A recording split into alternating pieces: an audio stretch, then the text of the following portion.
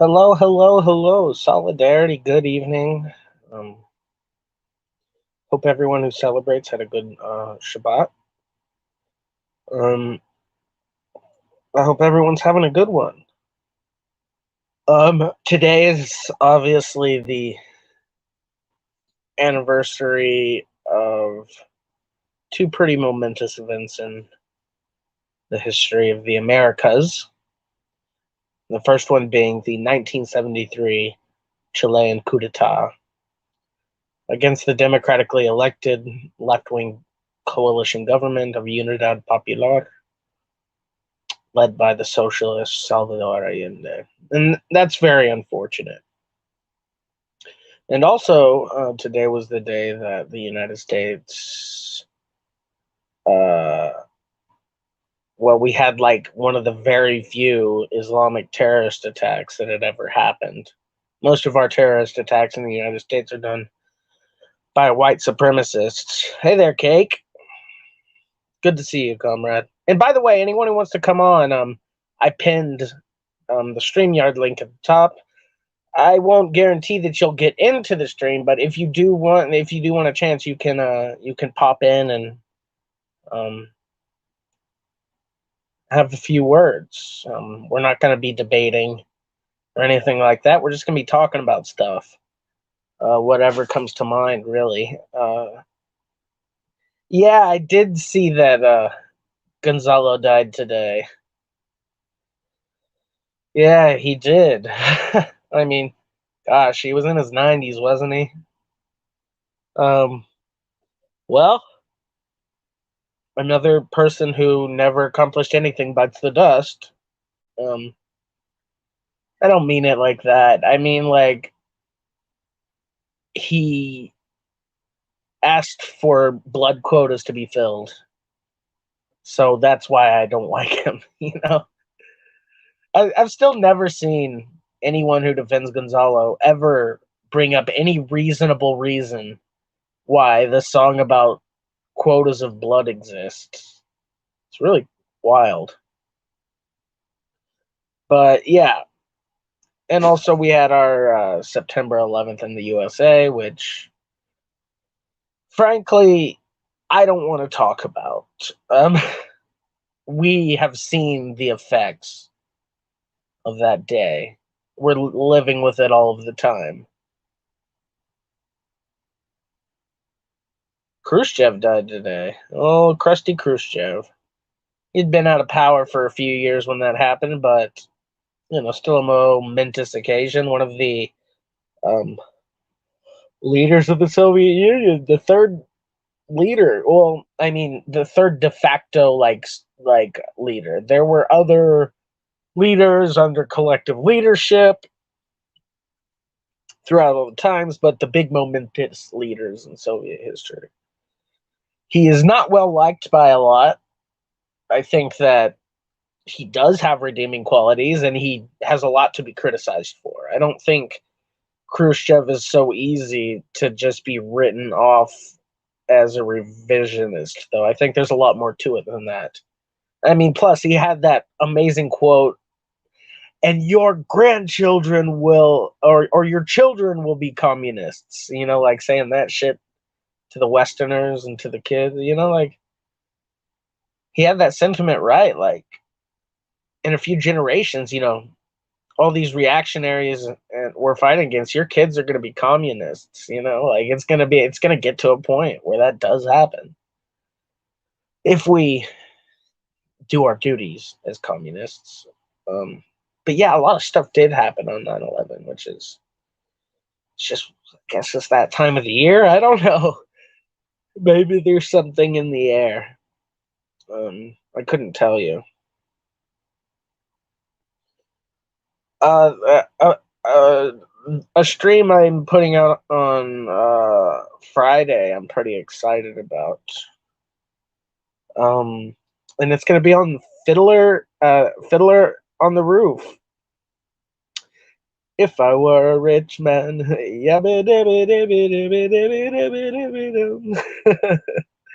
yeah, we're going to be talking about Fiddler on the Roof and assimilation, and as well as the relationship between Jews and Marxism of the early 20th century. It's going to be really cool. And I hope y'all join me on that one. I schedule them usually for like 11 a.m., but sometimes I do it earlier than that, or I'll postpone it, but I should really around the time that I like to do them at, but it's never set in stone.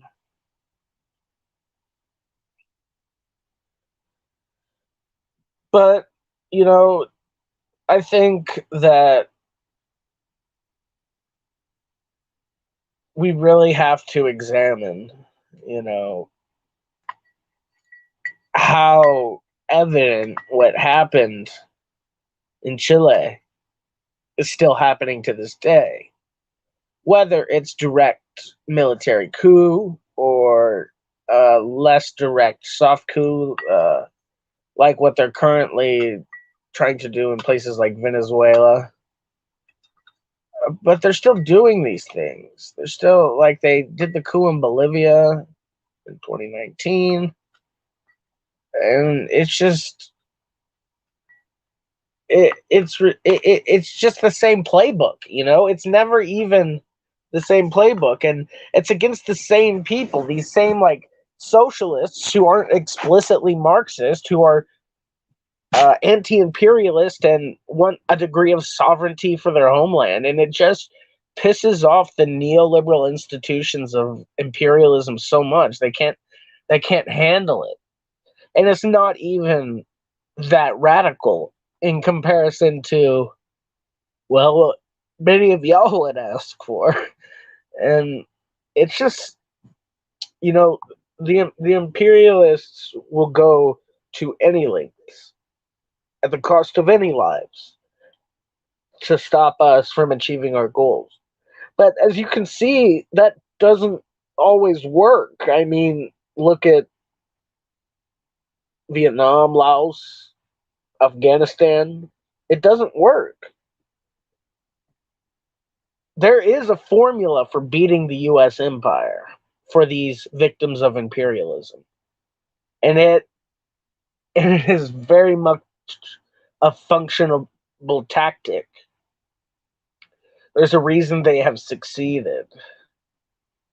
And I think if Maoists weren't so rigid and dogmatic about the universality of protracted people's war, misunderstanding that it actually means, well, if y'all knew Chinese, you would know this, but Mao said the universality of protracted struggle, meaning legal and illegal struggle, can take a long, protracted time, not meaning that uh, not meaning that on guerrilla warfare was some universal applicable thing in some theory way. But y'all Maoists are the most dishonest people on the planet. They don't study Mao.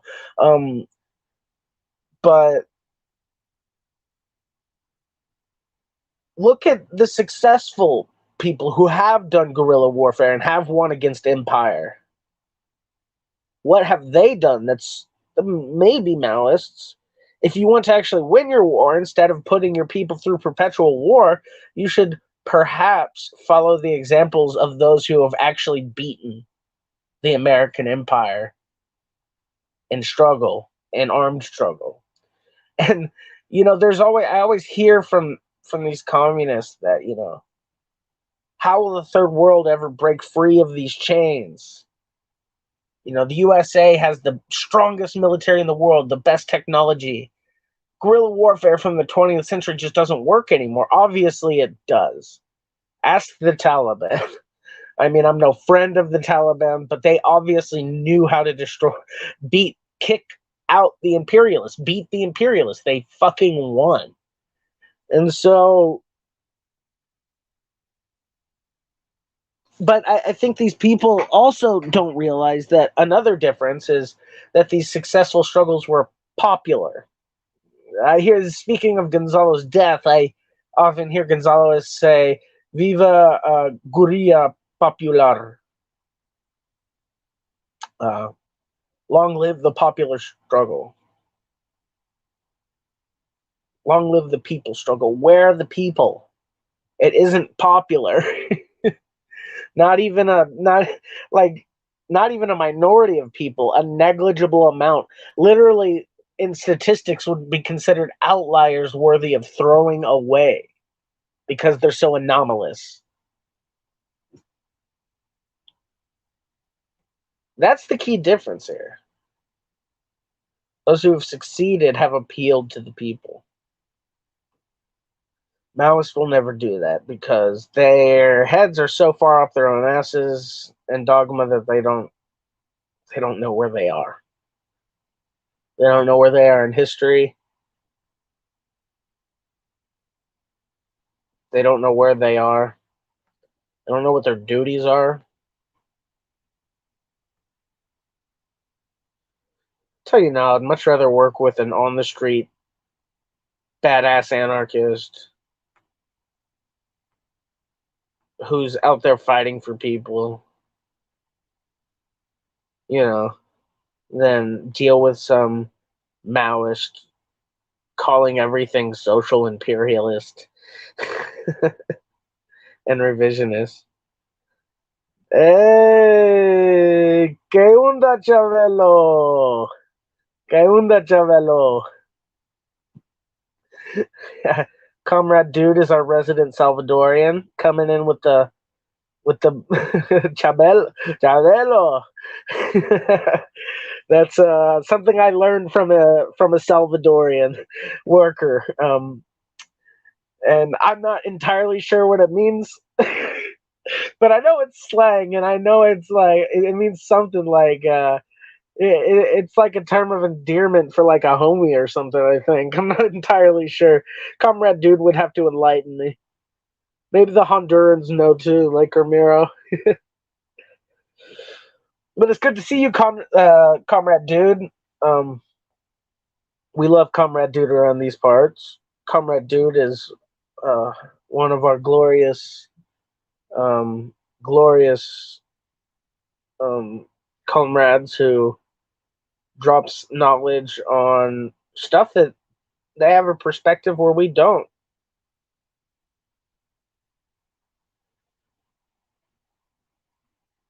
Oh shit,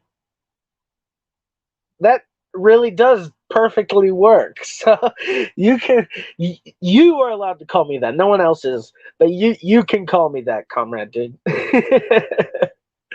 Yeah, I didn't know that. That's cool. Yeah, yeah. Elizabeth. For those who don't know, Elizabeth was the name of the wife of Aaron, and Aaron was the brother of Moses. Aaron was also the first high priest of of of Judaism, and his wife Elishuva, which is where you see my name, which is Elizabeth in the Anglified version. Elishuva means her oath to God. Her oath to God. It's a very beautiful name.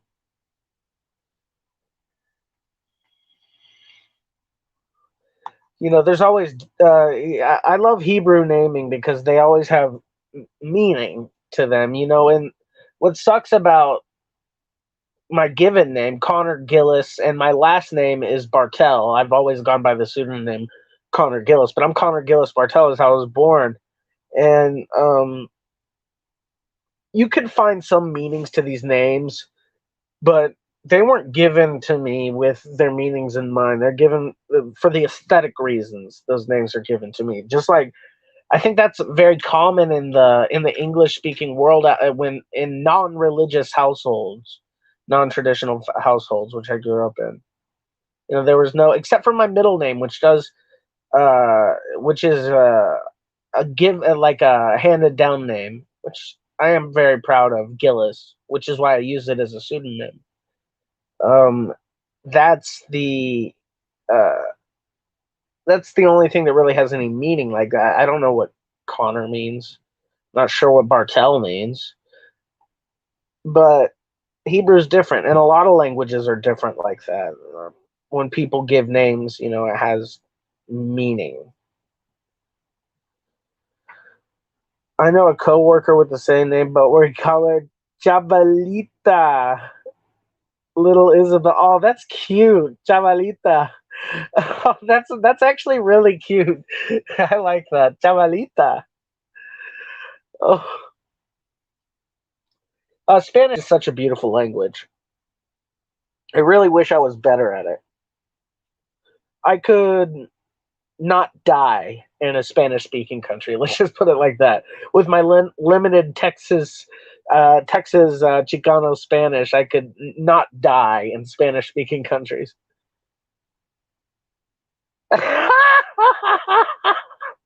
Sorry, I had to laugh at this. The Gonzalos are going to have a funeral live stream. Oh, they're such a meme, I swear. Anyway, if I had a son, I would name him Amos.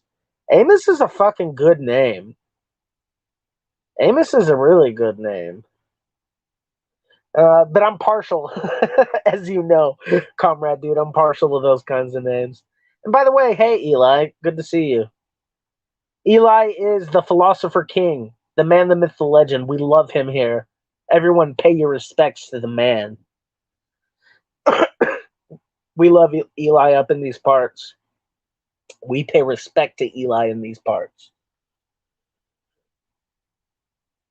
But when it comes to naming, I don't know. I don't even know if I'm gonna have children, or if I'll even be able to. I'm hardly even able to use it. Yeah, he died today. He died today. What a day to die of all days, right? On 9/11. Jeez. It's just Cake was in here earlier. And we talked about the Chilean coup, 9/11. Khrushchev died on 9/11. Gonzalo died on 9/11. Talk about the two people that probably would have hated each other most, Khrushchev and Gonzalo. But yeah, he's gone. I don't wish death upon, you know, people. He suffered in prison long enough, but he also did terrible things. So you know how it is. It's a special day. It's a cake day. I don't know. There's something in the air in September, I guess. Crazy shit happens. Crazy shit happens. September is also 9 months from like the new year. So you get a lot of people born around this time too because of that, new year optimism. Oh, we're gonna have kids, new year optimism. Oh yeah, it's certainly chaotic and filled with death, and I don't. I hope everyone's safe. I'm not a. I don't consider myself superstitious, but well, I'm religious, and some people would say that's superstition. Even though I think superstition is kind of heretical, but maybe that's just me. Um, Very superstitious, writing on the wall. Bum, bum, bum, bum, bum. That's such a good riff. There's because I play guitar, and there's some riffs you hear them from the past year, and you're like, and it's like so simple, but so catchy and good. And you're just like, it's so simple. Why didn't I think of that? And people like make hits. It's like hindsight's 2020. Of course, it's simple to play, but that's the thing about music. Um, Anyone can play music, but to create music, to write music, and music that really touches people, that's impressive. And also, if you can do that with a simple tune, I find that even more impressive as a musician because doing something simple yet original that touches people is very difficult. You have to get complex to be truly original. Even then, you're deriving it off something else. Music is cool. Yeah, I agree, comrade, dude. I don't like him, but I personally didn't wish or prayed for his death. No, no, of course not. If anything, at his elderly age, he should have been released and allowed to live the rest of his life in some comfort. I mean, there's a lot of rumors about shit that happened, but there's a lot of stuff that's unproven, a lot of stuff that's anti communist propaganda. I think he did his time. Maybe I'm biased towards left wingers, even though it's a Maoist. But I just you think about the Fujimori regime, and you think, you know, that's why the Tupac Amaru revolutionary movement existed, the Marxist Leninist one. They existed. Obviously, they didn't fucking murder peasants and shit and force renderos to be created, but I still think it's I still think it's I joke a lot about the Gonzaloites, but when it comes to like and I'm very upset about what Maoists do, but at the same time I still am sympathetic and empathetic to why they take up arms, even though I think what they're doing is foolish and selfish. Um, it's just one of those things. And there's even talk of Pedro Castillo pardoning a lot of senderos, you know, a lot of the Shining Path, and letting them out, is a form of reconciliation, because, the reputation of communists in Peru has just been shot, and left wingers actually gaining a position of power in the government is crazy, frankly. And I think it's something that we have to recognize that there's a societal transformation in Peru. And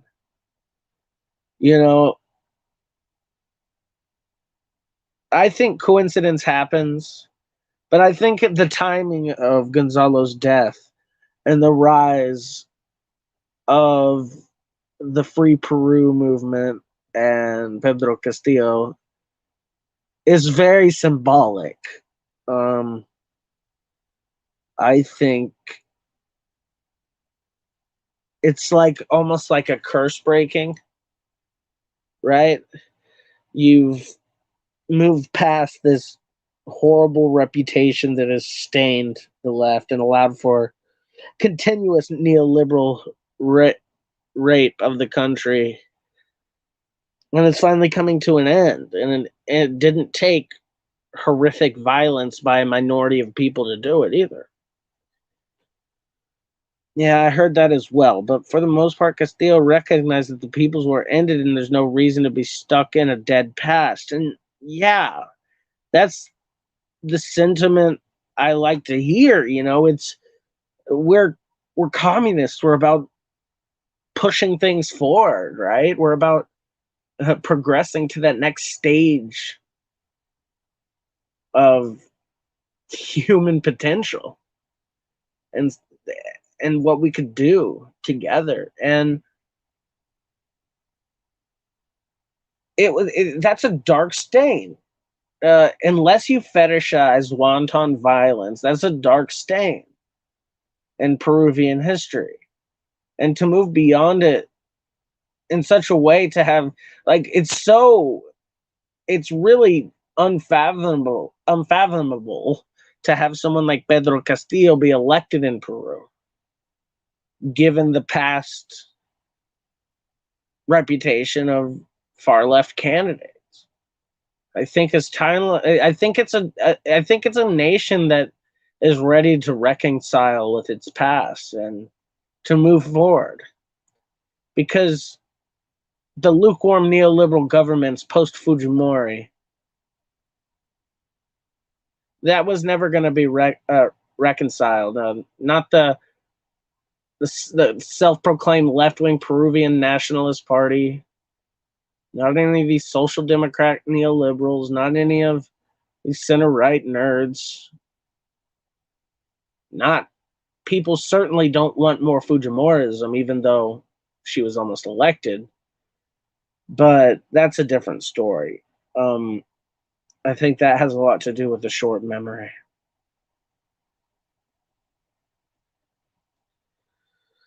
Well, the Senderos are basically gone. What's left is like a couple hundred of fucking weirdos who think that they're the vanguard. And then you have the militarized Communist Party of Peru, which are drug runners. Like the Gonzalo lovers are all gone. There's no more. There's no more quotas of blood. There's no more. Like all of that crazy shit from before doesn't exist now. I mean, you have the drug running of the in the drug trafficking of the militarized one, and you just have absolute silence and inactivity from the supposed vanguard. So it's just time to move on. And I agree. I mean,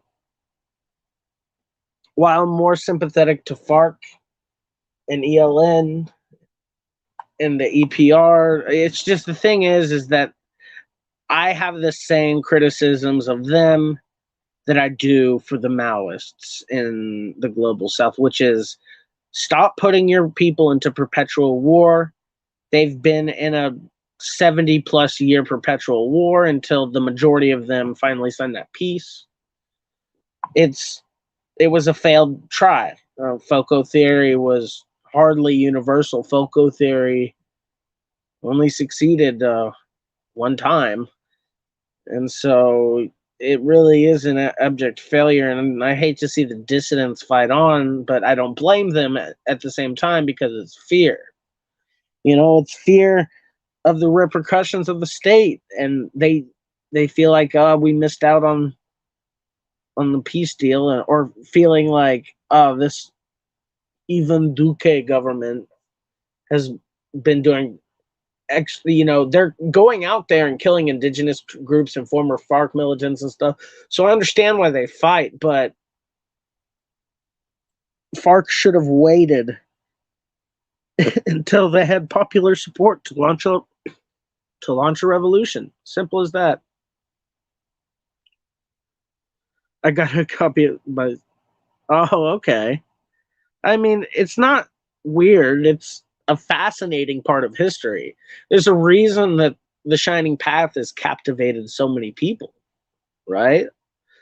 The Shining Path are fascinating.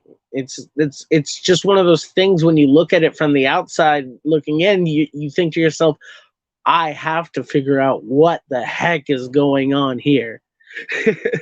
It's like when you see, the people singing about the quotas of blood, or you see them marching with the big portrait of Gonzalo, this guy you've never heard of before. It's like, what's going on here? What's this all about? Why is it such a divisive topic? Well, what's going on? And so it's a very it's fascinating, and to me it's no wonder, especially young kids get pulled in by Gonzaloism, because it's just like anything that's very showy. It's exciting, and look at these people actually doing something. I get why people are attracted to that shit, but I think they need to be a little bit more mature in understanding where that attraction comes from. You're trying to live vicariously. You live in a soul crushing, alienating world, and you're trying to live vicariously through people who have decided to take their fate into their own hands. The problem is that they didn't ask for the permission of the masses to do this first. They don't have any mandate from them. And yeah. Captivated, adored by first worlders, disturbed by third worlders. Yeah. Yeah, exactly. If you want a litmus test on whether or not something is generally good, let's see how do third world people feel about it, and how do first world people feel about it. How do third world communists feel about it? How do first world communists feel about it? If you want to really understand a country, go and talk to the communists of that country, and not the one communist with his weird ultra leftist ideas with no popular support, but the ones with long, deep tradition and an actual scientific dialectic analysis of and historical materials analysis of what's going on, and not the dogma that is Maoism.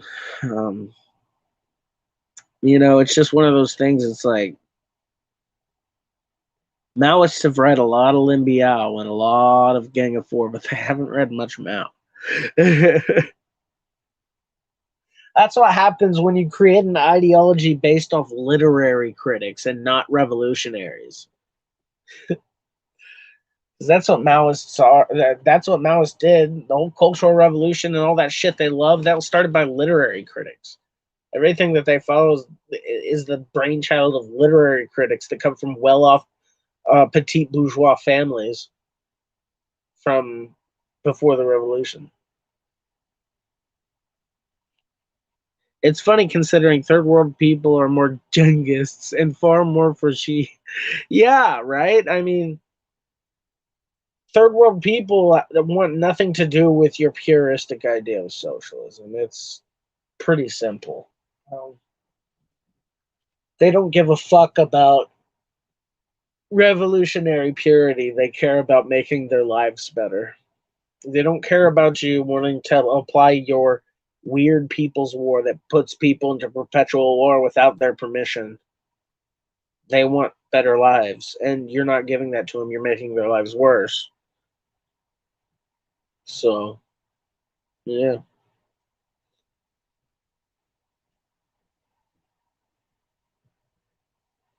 I've recently changed medications. I'm off SSRIs now, and I'm on something called Vraylar. And it sounds like Vraylar sounds like the Tomb of Vraylar in some MMORPG.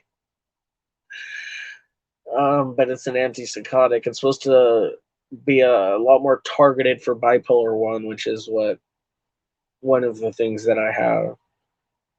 And I've just recently been pulling off of the Paxil and starting to take Vraylar, and it does, the therapeutic effects won't start for another like 2 weeks or so, but I've already been having side effects in the first couple of days, which is just like I felt like I've been moving through jello, lethargic. I'm like tired, but not tired enough to sleep, and it's just been rough. But I feel a lot better today. Shabbat always makes me feel better. um, there's something rejuvenating about Shabbat. Good Shabbos.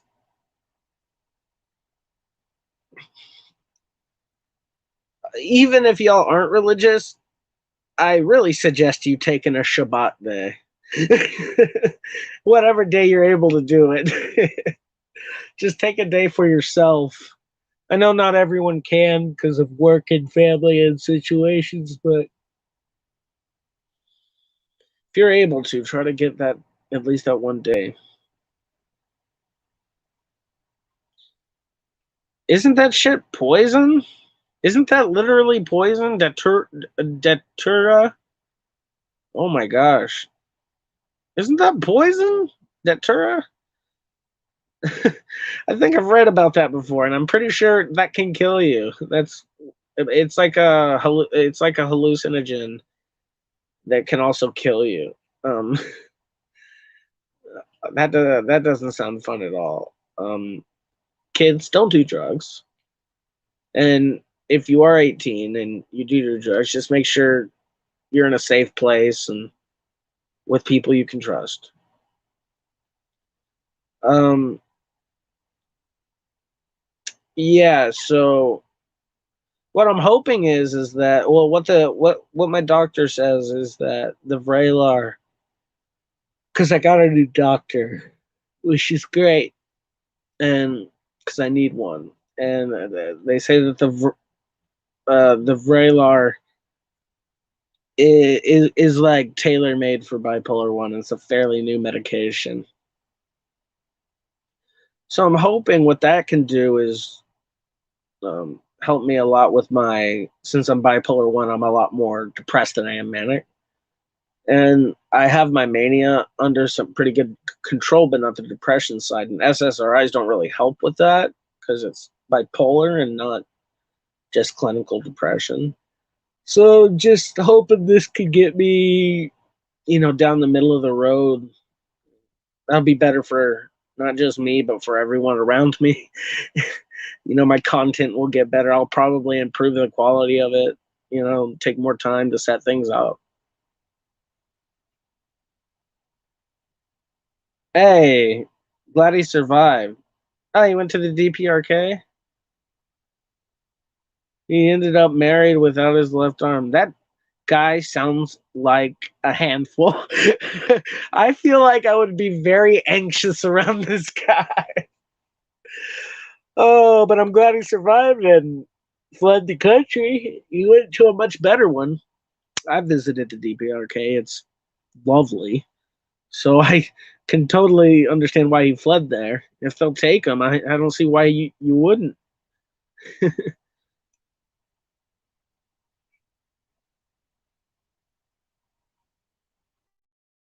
Just give me 1 second. I'm sorry.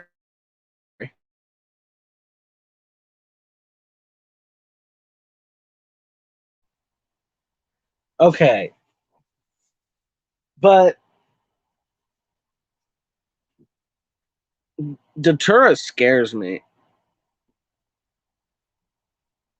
The things people will do to get high, when you first hear about it, you think, why in the world would anyone do that? That's crazy.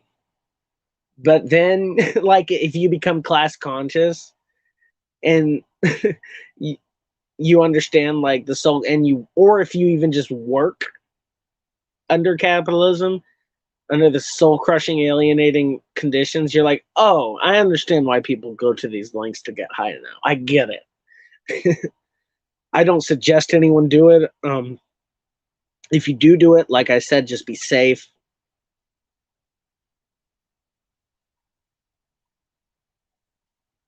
He's Japanese and was running from anime characters, so that's the whole gist.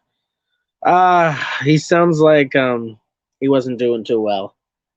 Mm, More power. I hope he's doing okay. I'll keep him in my prayers tonight. The one armed Japanese man. I was I personally, yeah, I mean, I've been prescribed Xanax. And in my youth, I did abuse drugs. And when I say youth, I mean my late teens, early 20s. I'm in my late 20s now, about to be 30 next year. And I've been clean off the hard stuff since I was like 21 or 22. So it's been a long time. And I got into that stuff for several reasons. One was I was just dysphoric out of my mind and didn't understand it. I didn't understand it. And also, I was just alienated, having to go to school and work all throughout my time in high school. And even a little bit through middle school, I had to work too. Just being alienated and everything. And, I tried some of that stuff in high school, but when I went off to university, and I still had to work, and I even tricked, and I had to go into debt and still somehow maintain a high enough grade point average not to get kicked the fuck out. And what did I turn to? I turned to the one thing that gave me any relief at that time. It was drugs, specifically opioids. And I just opioids are hellish. They steal your soul bit by bit until you're hollow and nothing. But you can come back from that.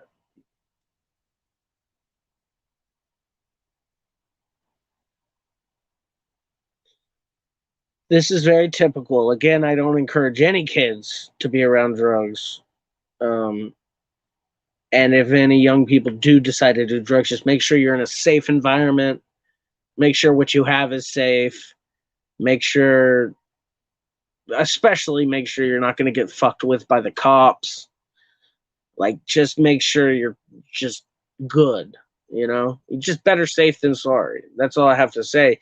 Can't control what these people do. I certainly know no adult was going to control what I did at 15 and 16 and 17. I was doing whatever the hell I wanted at that time. I was a confused kid, uncomfortable in her own body, still calling herself a he.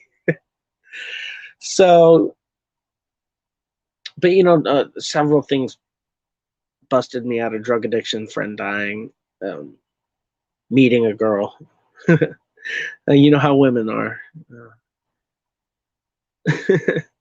And just sort of being brought out of it by life and sense of purpose. That sense of purpose being a revolutionary.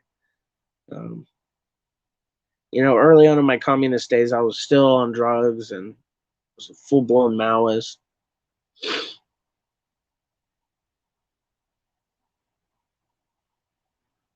It's still like that. There's still doing drugs in the music culture, and there's always the burnouts, and there's always the kids who try the bad stuff, and it's unfortunate. I think that instead of having ineffective programs like DARE, we need to have harm reduction programs and educational programs, like, to really where you can make kids understand that this isn't really the best option for me. There are other doper options. Or if you're never going to stop people under the system we live under from doing drugs, and if they're going to do it illegally, there's a lot of times where they're putting themselves at risk. And there's a way that we can reduce that harm. Again, I don't encourage drug use. I think it's destructive. I think it's not good, but I think that the way that we should treat people who use drugs should be with the same dignity and respect that we treat any other human with a disease. That's what it is. Doper options. Wrong choice of words. Yeah, that wasn't the best choice of words, was it?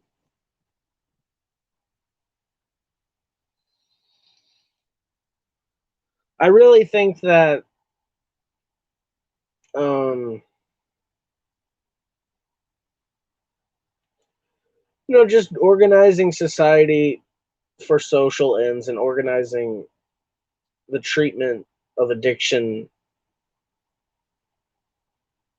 to be, purely a collective betterment instead of based off of profit and budgets and shit. I mean, really people oriented shit. But I'm not an expert. I'm not an expert in psychology or how we would deal with something like mass drug addiction. I just don't know. I really don't.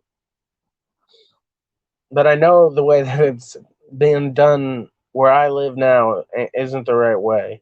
And I have seen better ways with my own two eyeballs. So I just think it's something that requires a little bit more investigation.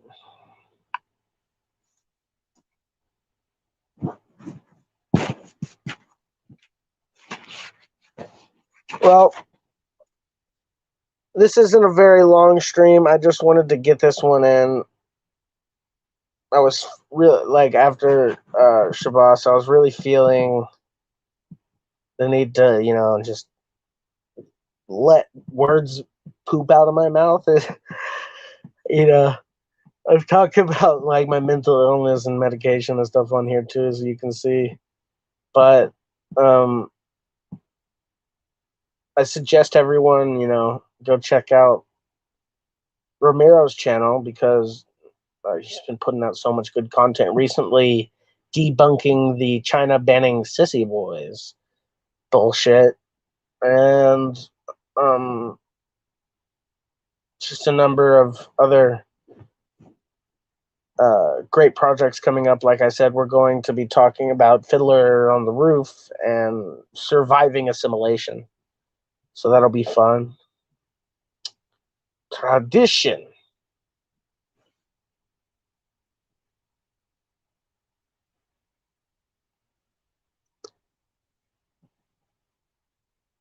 Okay.